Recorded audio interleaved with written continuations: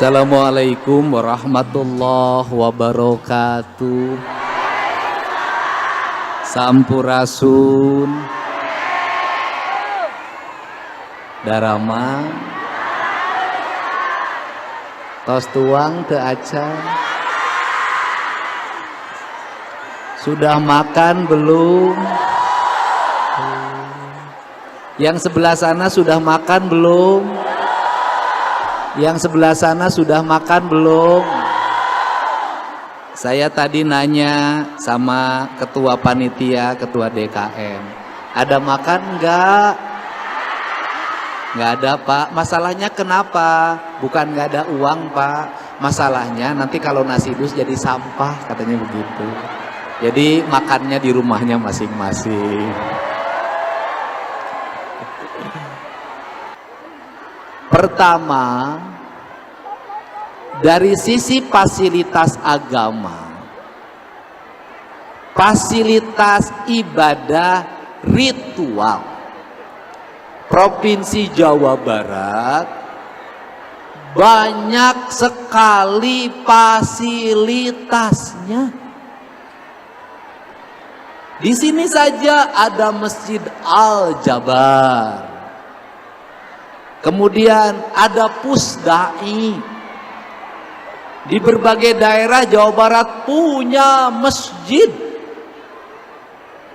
Pertanyaannya adalah, apakah kita akan terus-terusan hidup ini berkutat di persoalan pembangunan sarana prasarana masjid? Saya hari ini punya pikiran lagi, Pak Menteri. Punya pikirannya bagaimana? Provinsi tidak akan lagi membangun masjid yang besar dan megah, tidak. Kami ingin membangun masjid-masjid kecil di lingkungan masyarakat, di mana masyarakat membutuhkannya dalam setiap waktu. Kami ingin membangun masjid yang ada jamaahnya di situ, tempat anak-anak ngaji di situ, tempat ibadah rakyat di situ. Apa masalahnya? Masalahnya adalah hari ini terjadi pergeseran masjid tempat tafakur, masjid tempat bersujud, masjid tempat membangun hubungan spiritualitas antara manusia sebagai makhluk dengan Allah sebagai sang khalik, untuk membangun kenyamanan, ketenangan, melahirkan kesalehan hidup, berubah menjadi masjid sarana rekreasi. Kalau masjid sarana rekreasi bukan sarana spiritualitas, maka masjid hanya akan menjadi tempat selfie, bukan tempat tafakur. Peristiwa itu bukan hanya di masjid.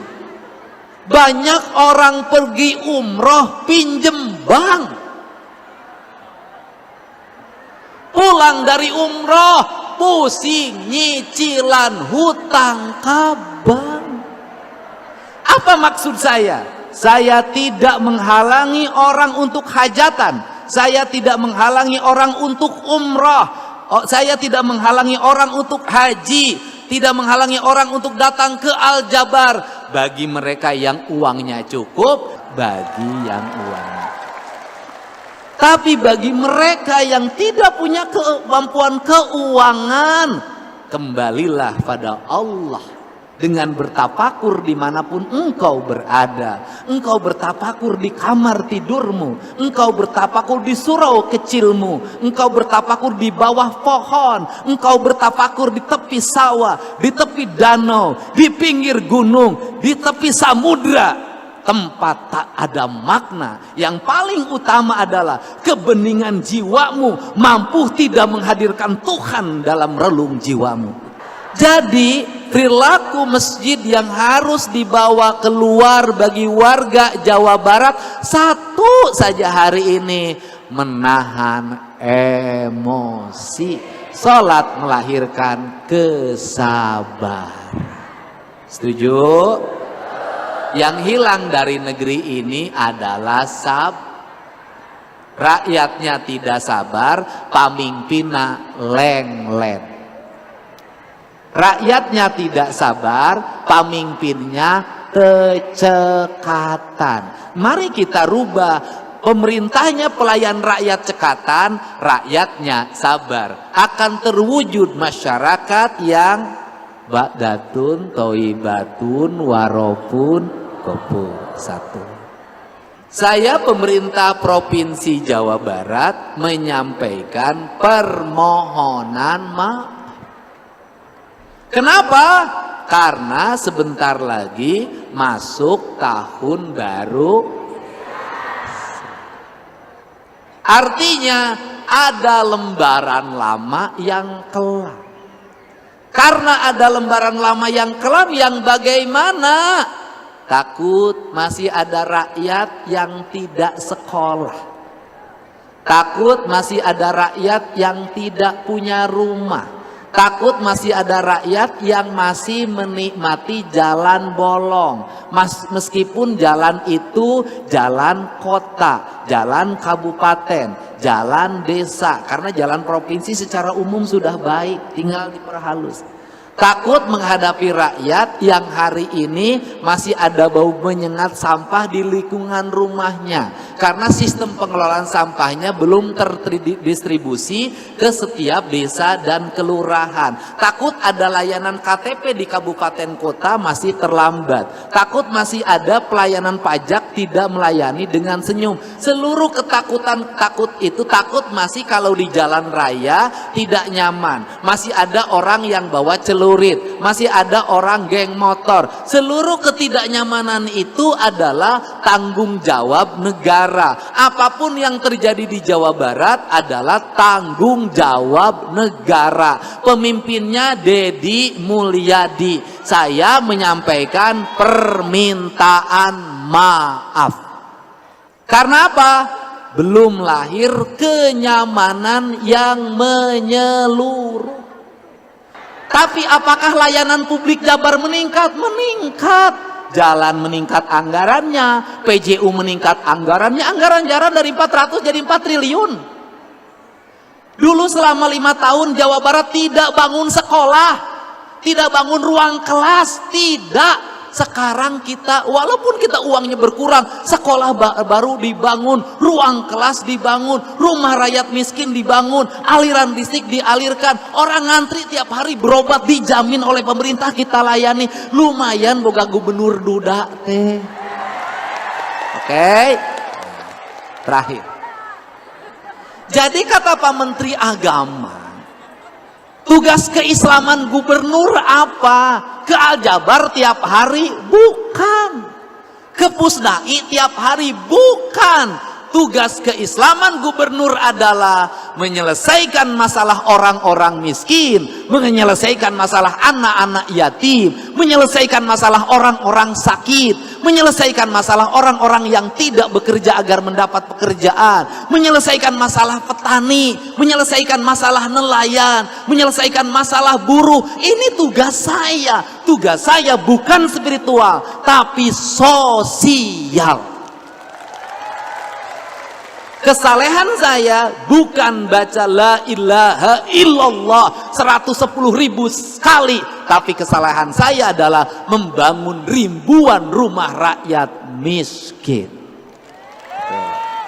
Kesalehan saya adalah membelanjakan APBD tidak untuk jalan-jalan, tidak untuk plesir, tidak untuk keluar negeri, tidak untuk baju dinas, tidak untuk rumah dinas, tidak untuk seminar-seminar, tidak untuk simposium, tidak untuk pengarahan-pengarahan, tapi membelanjakan APBD saya menyelesaikan 8 asnaf yang itu menjadi mustahik zakat. Itu kewajiban APBD. Ini nanti biar Pak Kiai yang jelasin. Ini jelasin, karena ini harus dibenerin sistem. Zaman Kanjeng Nabi, masyarakat membayar pada negara itu zakat. Disimpannya di Baitul Mal. Maka Baitul Mal itu adalah kas negara. 8 asnaf itu menjadi kewajiban negara, tapi melalui zakat. Jawa Barat, iurannya, kewajiban rakyatnya banyak sekali. Pajak pusat, pajak daerah, pajak desa, zakat, infak, sodako, tapi rakyatnya teu beunghar-beunghar. Kenapa? Karena selama ini tokoh agama itu berkutat di belanja badan amil zakat. Seharusnya tokoh agama itu berkutatnya di mana? Menyoroti APBD. Ini APBD gubernur udah bener nggak buat rakyat? Ini bener nggak buat anak yatim? Ini bener nggak buat fakir miskin? Ini bener nggak untuk infrastruktur jalan? Ini bener nggak untuk infrastruktur irigasi? Ini bener nggak untuk sekolah? Ini bener nggak untuk pembangunan perumahan rakyat miskin, nelayan? Itu difokuskan di situ, ditegur DPR-nya, ditegur gubernurnya, benerin. Untuk apa? Karena kesejahteraan kuncinya di APBD, bukan di badan amil zakat. Saya nantang makanya. Untuk itu, apa yang mengakibatkan kita ini terlambat kesejahteraannya? Karena belanja penyelenggara negara lebih gede daripada rakyatnya.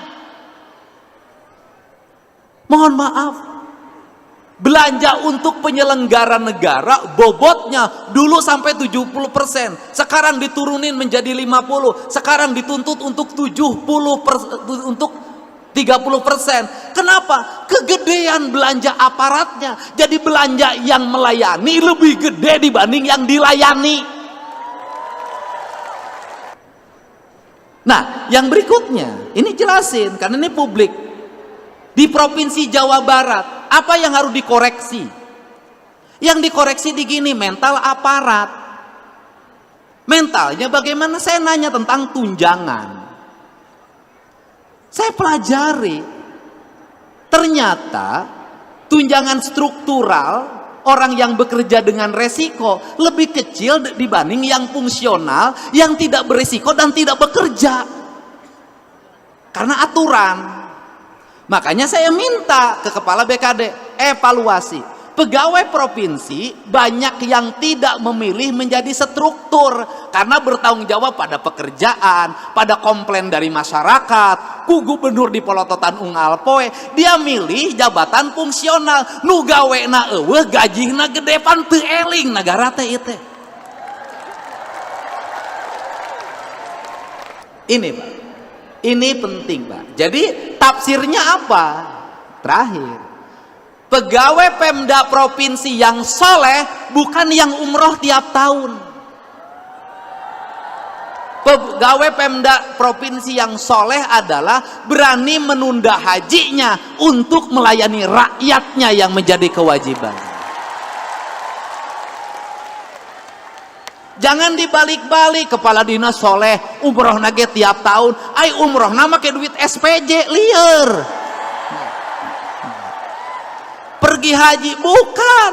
Kesolehan seorang kepala dinas, seorang sekda, seorang gubernur adalah tidak mau meninggalkan daerah di mana rakyat dipimpinnya satu hari pun demi kepentingan rakyatnya. Itu soleh. Ini penting.